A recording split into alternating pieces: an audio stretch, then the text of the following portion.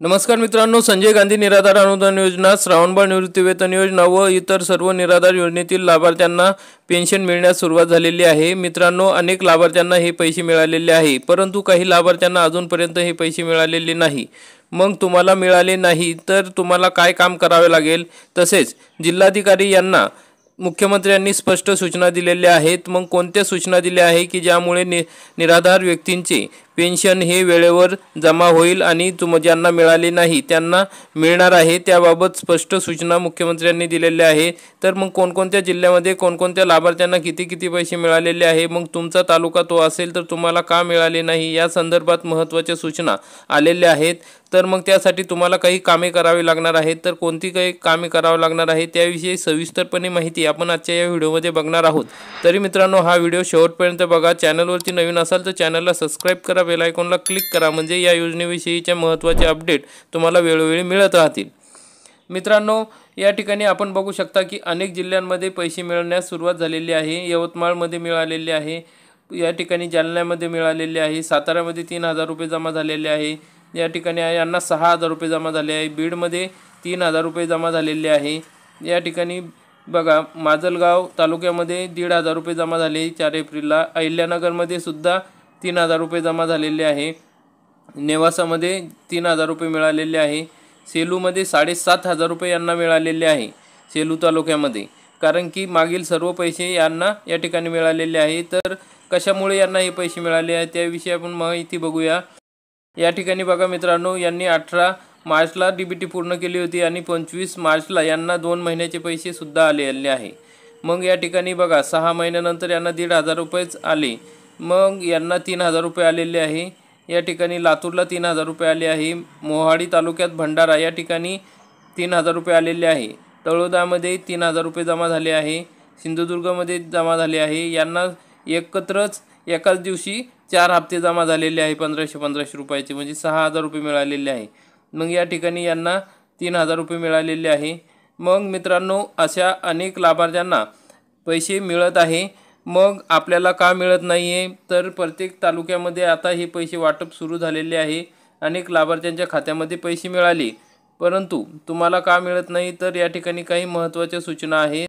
अनेक लाभार्थ्यांना हे पैसे मिळत आहे कारण की त्यांनी डीबीटी पूर्ण केलेली आहे।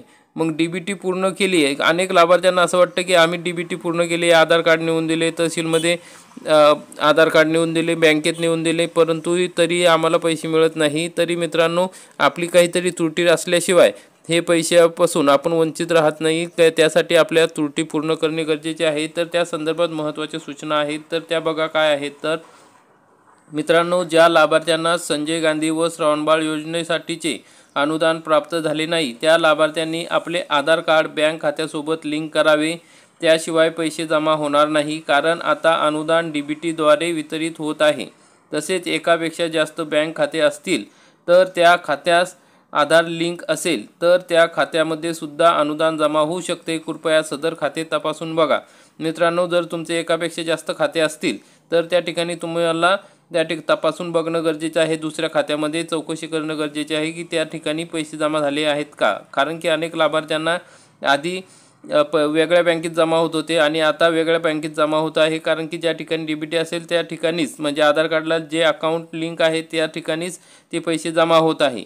तर मग मित्रांनो, वरील सर्व कार्यवाही केल्यानंतर अनुदान प्राप्त न झाल्यास ओरिजिनल आधार कार्ड, पासबुक, आधारला लिंक असलेला मोबाईल सोबत घेऊन संजय गांधी विभाग तहसील कार्यालय येथे संपर्क साधावा। त्या ठिकाणी गेल्यानंतर तुमचं आधार प्रमाणीकरण होणार आहे, डीबीटी लिंक करून दिले जाणार आहे। तर मग संजय गांधी विभाग तहसील कार्यालय तुमच्या जवळचे, तुम्ही ज्या भागात राहत असाल त्यातील तहसील कार्यालयात तुम्ही जा, तलाठ्यांना भेटा, किंवा त्या तहसील कार्यालयात तुम्ही जाताना बँक पासबुक, आधार कार्ड घेऊन जा, मोबाईल घेऊन जा सोबत, कारण की त्याच्यावर OTP येणार आहे तुमचा। त्या ठिकाणी आधार प्रमाणीकरण करण्यासाठी जो नंबर तुमचा आधार कार्डला लिंक आहे तो नंबर त्या ठिकाणी लागणार आहे, कारण की OTP आल्याशिवाय त्या ठिकाणी तुमचं आधार प्रमाणीकरण होणार नाही। ज्यांचं झालं नाही त्यांच्यासाठी ह्या सूचना आहे, ज्यांचं झालं आहे त्यांना काही करण्याची गरज नाही। तर मित्रांनो, ही कागदपत्रे तुम्हाला घेऊन जावं लागणार आहे, तरच तुम्हाला या ठिकाणी हे पेन्शन मिळणार आहे। मित्रांनो, या ठिकाणी दिव्यांगांसाठी जी बैठक पार पडली त्या बैठकीमध्ये जिल्हाधिकाऱ्यांना मुख्यमंत्र्यांनी महत्त्वाच्या सूचना दिलेल्या आहे, कारण की विशेष सहाय्य योजनेच्या जे काही अर्थसहाय्य आहे, म्हणजे आपले संजय गांधी, श्रावणबाळ, इतर निराधार योजना आहे, इंदिरा गांधी वगैरे, त्या सर्व विशेष सहाय्य योजनेच्या अंतर्गत येतात. मग या अर्थसहाय्याचे वितरण DBT प्रणालीद्वारेच्या सूचना मुख्यमंत्र्यांनी दिल्या आहेत. त्यामध्ये राज्यातील दिव्यांग नागरिकांना राबवण्यात येणाऱ्या तसेच इतरांना राबवण्यात येणाऱ्या जी काही विशेष सहाय्य योजनेचे अर्थसहाय्य थेट लाभ हस्तांतरण म्हणजे DBT प्रणालीद्वारे लाभार्थ्यांच्या बँक खात्यात जमा झाले पाहिजे. ज्या लाभार्थ्यांचे बँक खाते आधार लिंक झालेले नाही, यासाठी जिल्हाधिकारी यांनी कालबद्ध कार्यक्रम हाती घ्यावा. योजनांची प्रभावी अंमलबजावणी करण्यासाठी DBT प्रणालीचा अवलंब करणे गरजेचे आहे, अशा सूचना मुख्यमंत्र्यांनी त्यांच्या बैठकीत जिल्हाधिकाऱ्यांना दिलेल्या आहे. मित्रांनो, तसे पत्रसुद्धा जिल्हाधिकाऱ्यांना गेलेले आहे. त्यामुळे आता ज्यांचं DBT लिंक झालेलं नाही त्यांनी घाबरून जाण्याची गरज नाही. कारण की तुमचं झालेलं नसेल, तुम्हाला पैसे मिळाले नसेल, तर तुम्हाला तहसीलच्या माध्यमातून सूचना येतील किंवा तुम्ही स्वतः तहसील कार्यालयात जा आणि त्या ठिकाणी तुमचं DBT झाले नाही किंवा पैसे आले नाहीत, का आले नाही, त्या ठिकाणी तुम्हाला कारण कळणार आहे. त्या तुमचं आधार प्रमाणीकरण झालेलं आहे किंवा नाही ते कळणार आहे. जर तुमचं आधार प्रमाणीकरण झालं असेल, DBT झाले असेल, तर तुम्हाला हे पैसे जमा होणार आहे. त्यामुळे काळजी करण्याची आवश्यकता नाही. तुम्हाला सुद्धा या ठिकाणी पैसे मिळेल. परंतु तुमच्या तालुक्यात आले असेल आणि तुम्हाला मिळालेलं नसेल, तर तुम्हाला काळजी करण्याची गरज आहे. तुमचे सर्व काही कागदपत्रे, DBT, आधार प्रमाणीकरण हे तपासून बघणे गरजेचे आहे. तर मित्रांनो, काही ठिकाणी आता तुम्ही जर उद्या या ठिकाणी गेले काही काम करण्यासाठी, तर त्याबाबत महत्त्वाच्या सूचना शासनामार्फत आलेल्या आहे.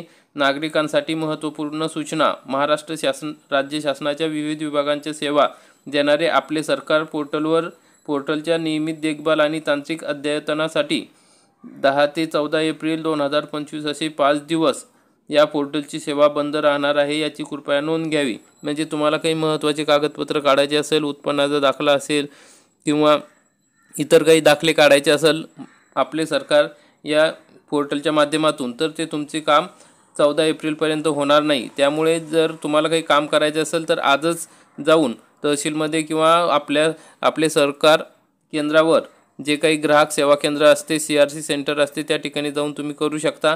तर मित्रांनो, अशा प्रकारे ज्या लाभार्थ्यांना पैसे जमा झाले नाही त्यांचेही पैसे लवकरच जमा होतील, अशा प्रकारची महत्त्वाची सूचना होत्या. जर तुम्हाला व्हिडिओ आवडला असेल तर व्हिडिओला लाईक करा, चॅनलला सबस्क्राईब करा. धन्यवाद.